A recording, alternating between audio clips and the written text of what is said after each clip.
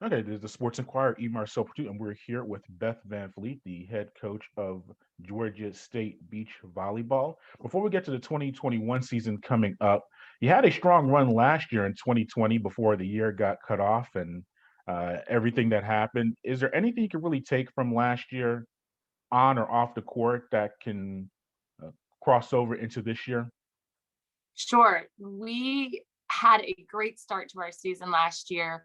With having a great start, that just means our team was winning duels, which means each individual pair wasn't undefeated. So the best record that anybody had, I think, was 11-2, or maybe it was 12-2. And so every pair we had suffered some losses. And I think that frustration and the regret of those losses has been incredible fuel for each pair, each individual, and our entire team throughout this season. So looking back and knowing how well prepared we were for last year, that we still had room to grow, and then having it all kind of shut down so quickly, there's a really cool mix of emotion with regard to gratitude, motivation, and determination on our team this year. And with the off-season training, I would assume that with beach volleyball, there's a limited amount of players on the court normally. I'm sure you're used to working with, I'll say limited resources, but just the way you train and set up. Was the social distancing and the protocols a little bit easier for you than maybe say a team with 30 or 40 players on the squad? Yes, our sport is somewhat social distance, and it was really interesting because all summer there were events that were happening at the junior level and the pro am level. So throughout the entire summer, every weekend there were huge volleyball tournaments happening, and very little to almost no COVID rates being reported from that. And so we knew at the collegiate level that yes, we're definitely going to get hit. Everybody's going to get hit by it, with the close contacts or people testing positive, but just the nature of our sport, it is a social distance sport. And the close contact within a game or even 2 hours of being on a court is far, far less than 15 minutes. It's probably closer to 4 or 5. Yeah, let's go over the roster that you have returning, led by Kelly Dorn and Kate Novak. They were 12-2 Yeah. last year as a pairing. Will they be back together this year? And what have you seen from them in the offseason? Yeah, so that's our plan. Like going into this whole off season, it was all right. We don't really know who's going to play together, but everybody pretty much agrees that Kate and Kelly should be playing together. So they have been working really hard, really trying to develop their game. It's been really fun sitting with them in film sessions, in the sense of they've been watching games that they lost, the two games that they lost last year, and wanting to see like why they lost, what the other team was doing a little bit better than them, because both of those games are close. And so it's really been fun to see their motivation, being committed to their partnership and figuring out how to grow it just a little bit more this year so that they can be playing at the very best, or we keep saying they're above average level. Yeah, and this ties into like the rest of the lineup as well. But since you mentioned your top pairing, I was looking at statistics and just a recap of last year. It seemed like a lot of Yeah, times they did not play in that first pairing or that first grouping. sure. Is that strategic in a way that? Well, and I assume in other sports I've seen with these doubles setups, you have your top team in the first spot, and then you go on down from there. Is it a Hmm. different strategy? Like maybe are you gonna move them up maybe to the first pairing or keep them in the second or third slot like you had them last year? Yeah, that's a great question. So they were not our top pair last year. They just played within their flight. They were the strongest three with compared to the other schools we played. So last year, our top pair was Olivia in Georgia. And then our number twos were Eden and Delmo, or Maddie Delmonte. And so those two pairs, whenever we practiced, they would generally win if they were playing Kate and Kelly. However, when we matched up against other schools ones might have been a little bit stronger. Our twos, I think, had a pretty Eden and Delmo had a pretty good record last year too. So it's just more of how athletes and how partnerships measure up in that flight. So we're not sure this year if Kate and Kelly are going to move up or if they'll stay in the three. They obviously won't go lower than that. So we're looking for them to hopefully have a pretty strong campaign in the twos and threes this year. Yeah, you mentioned Maddie and Eden. They were 10-4 as a unit last year. You said the two spot. Are they in consideration Yeah. for that top pairing group or flight or group? Yes. Yes. Yeah. And I think that they were 10-4, but I think that one or two of their losses came when we moved them to the one last year. So they are right now, they're our front runner for the first flight. And they've been working really hard. It's been really fun to watch them compete. With Georgia Johnson not returning, it really opened up that spot.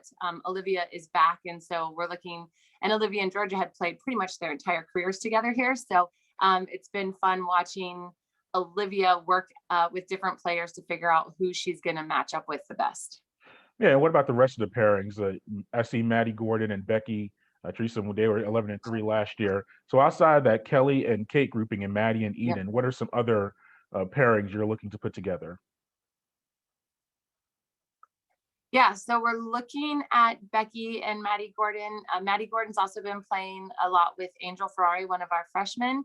And Becky's been playing some with Elise Saga, who was a freshman last year, returning from Norway this year. So we're looking at possibly mixing up some of these pairs. Most likely we will see Becky and Maddie back together. We're also looking at Bella Ferrari and Elise, and then Bailey Hatchett and Angel Ferrari. We're also seeing a lot of production right now from Megan McCall and Becca Broadbeck. They've been playing really hard together this offseason. So we think they are a flight, or they're also a pair that could make a really strong run in the 4 or 5 flight. Yeah, you open up this weekend with the tournament, and you play Cal Poly and Loyola Marymount, and then also in the wrap up against Tampa and the Southern Miss, some conference foes for you. What during this weekend will you? It is for some not familiar with the beach volleyball. Will you go into that Marymount game and Cal Poly with some pairings, and then switch it up the next day, or will you want to have get some players consistently together through the first few matches? How are you going to handle this weekend overall? Yeah, I love that question. So our goal is to work as hard as we can in practice to develop the skills, develop the partnerships, and then always present the strongest front that we have. What we don't know going into this weekend is how people are going to respond to new partnerships or how they're going to respond to the pressure. And so going in, we like the idea of keeping our pairs together. One of the precautions we've put in place this year is with COVID, everybody has 1 or 2 partners that they've played with pretty regularly in case someone gets close contact or tests positive.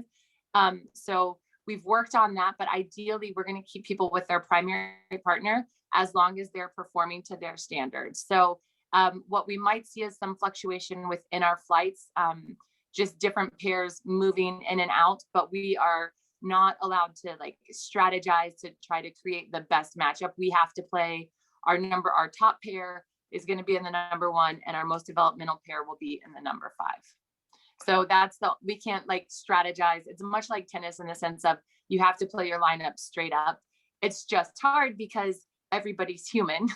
And with how well these athletes play and how close they all are, at any time, our 8th flight could beat our 1 flight. And so it's not down to a science, but what we're looking for is consistency under pressure over time.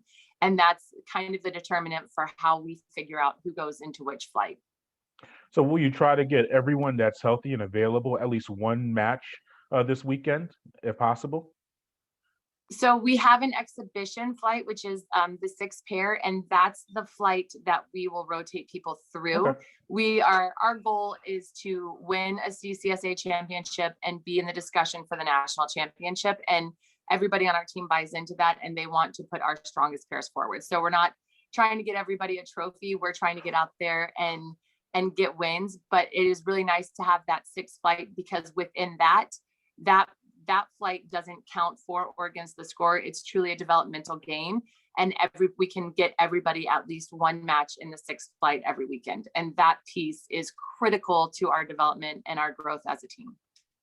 Yeah, and then lastly, how excited is the team to be back on the court? Because I think the last time you played competitive volleyball as unit was March of last year, if I'm accurate with that. So what's the anticipation level for the team? Yeah, March 11th. Yeah.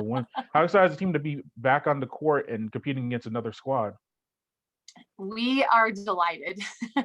It's been great here in Atlanta. So we had, I think, 2 or 3 weeks of near freezing or below freezing temperatures that we were practicing in on a daily basis. We couldn't feel our feet. We couldn't feel our hands. Our faces were freezing.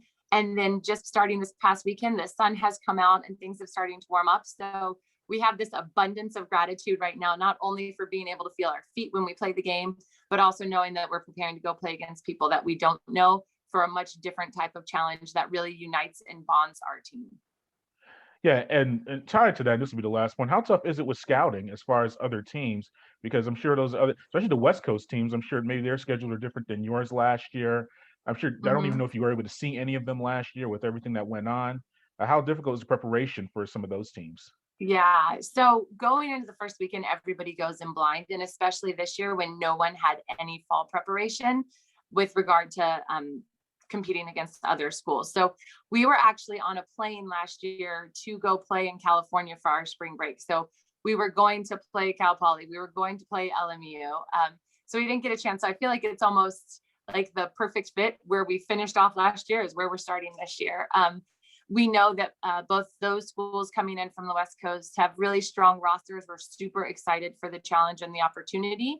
We think we're going to match up really well against them. And then playing against Southern Miss and Tampa, both really strong opponents, with Southern Miss being a CCSA conference match, and then Tampa being, I think, the number one D2 school. They are very talented and very deep in their roster. So we won't be able to have any information about LMU because we play them the very first game of the entire tournament. But after that, we are able to scout a little bit to watch some of the pairs. And so we have different scouting points that will ask each of our flights to go watch the people who they are most likely to play. Now, all schools, everybody can, move a player up or down one flight.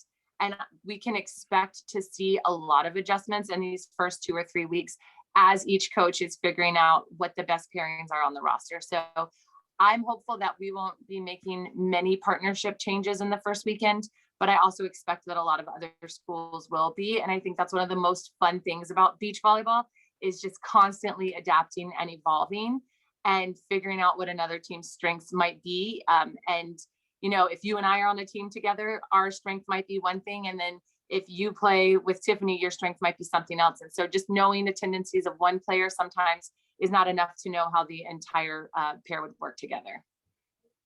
Well, Beth, thank you for your time. We greatly appreciate it, and safe travels this weekend. Thank you so much, Marcel. It's great to speak with you again. All right, thank you. And that was Beth Van Fleet, the head coach of Georgia State Beach Volleyball. If you want to learn more about the program and our continued access to them and all of Georgia State athletics and college athletics in general, make sure you go to our site, the sportsinquirer.net, and search your social media platforms. And we're on all of them, and also your audio or podcast providers. Just search us, the Sports Inquirer, and you will find out all of the stuff that we have in relation to athletics. Until next time, be safe.